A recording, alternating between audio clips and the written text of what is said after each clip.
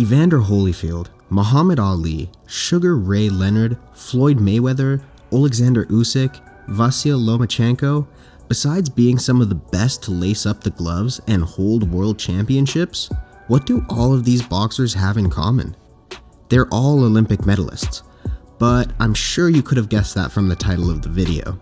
This limited group of boxers who stand on the podium claim the highest awards at the pinnacle of amateur boxing. So why is it that we may never see more names added to this list? It's because the 2024 Tokyo Games may be the last time we see boxing as a part of the Olympics. The sporting event that pits the most talented athletes in the world against one another to represent their country is now considering distancing themselves from the sport of boxing. But how did we even get here? While there has been discussion of boxing's place in the Olympics previously, this decision comes fresh off of the heels of a report that a Canadian lawyer named Richard McLaren released, featuring a 149-page independent investigation into the 2016 Rio Games that details how a corrupt culture at the International Boxing Association led to the manipulation of bouts, including one that was fixed for a six-figure price tag.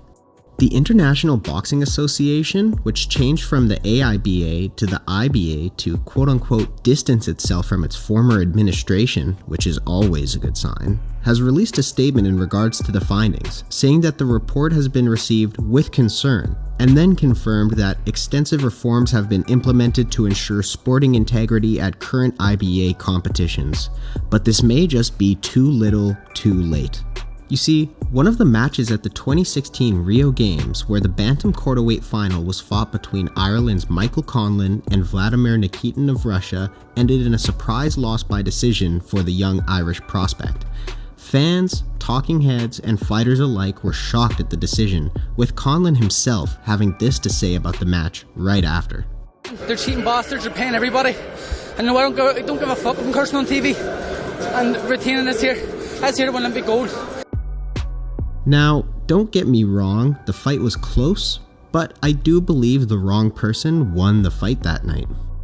And as someone who has competed on an amateur level in boxing before, I understand that not every fight is going to look clean and not every decision is going to be an easy one to make. However, some are a lot harder to swallow than others, and this happened to be the case that night. While I wish I could put some footage of this fight up, the Olympic Committee has been very active in making sure little footage of this match is shown anywhere, not to mention their heavy-handedness with copyright strikes, so it might not be the best idea.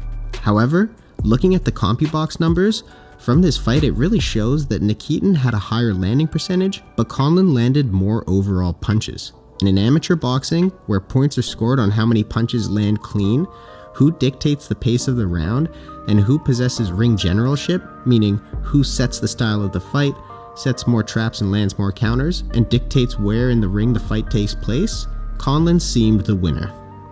And now looking back with the knowledge from the report of Richard McLaren, Conlan seems to be correct in his frustrations towards the decision and truly robbed of a chance at the medal.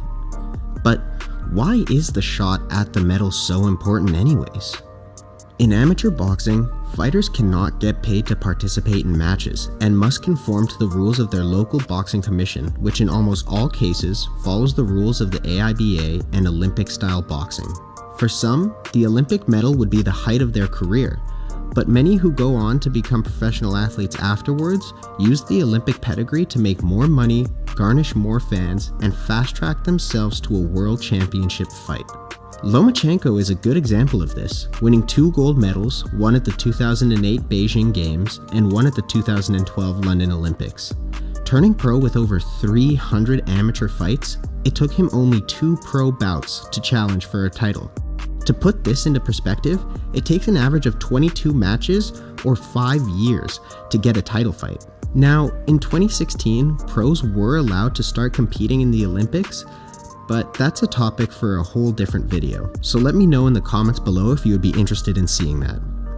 Anyways, safe to say, being an Olympic medalist is a great way to end your amateur career and get a head start on a successful professional one. Come 2028, however, this route to the top will no longer be available, as boxing is not on the schedule for the Los Angeles Summer Games. While there has been a door left open for boxing to return in the future, with the situation surrounding the IBA, fixing in controversy within the Olympics as a whole, and the general negative impact of the Olympic Games becoming more apparent as time goes on, it is not a far stretch to say that 2024 will bring the curtain call and Olympic boxing will have its last run. And now you might be thinking that it's not that big of a deal, it's only amateur boxing, and the professionals is where they make their money anyways. And you're right, but boxing as a whole will suffer. Many countries have dedicated boxers and programs solely for the Olympics, such as Cuba.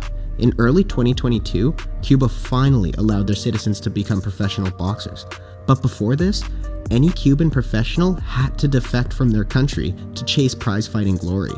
This lack of professional future did not deter the Cubans from becoming the second most decorated Olympic boxing country, second only to the United States. Fighters like Guillermo Rigondeaux, Erislandy Lara, and Yuriorkis Gamboa all became very successful pros, starting their boxing journey only with the Olympics in mind. The entire Cuban style, in fact, was reinvented to be dominant on the world stage of the amateurs, and it has been exactly that. With the incentive of Olympic gold no longer around, amateur boxers may be tempted to leap into the pros quicker than they are ready for, and talent that would benefit from honing their tools in the amateurs may be caught with a surprise loss in the early days of their career, derailing their progress. And being a huge boxing fan myself, it's very sad to know that the Olympics will not play host to the sport any longer. Boxers like Roy Jones Jr., Alexander Usyk, and Vasyl Lomachenko made a name for themselves before they ever stepped foot into the ring as a professional. And future generations will suffer from the fact that they will no longer have a stage to showcase themselves against the best competition there is to a world audience. Now, boxing's nature is not an objective one. There is room to argue scores, see fights differently, bribes to pass off as legitimate outcomes, and governing bodies to make up the rules as they go. All of this, however, ends up hurting those who love the sport and risk their lives to step into the squared circle and seek glory.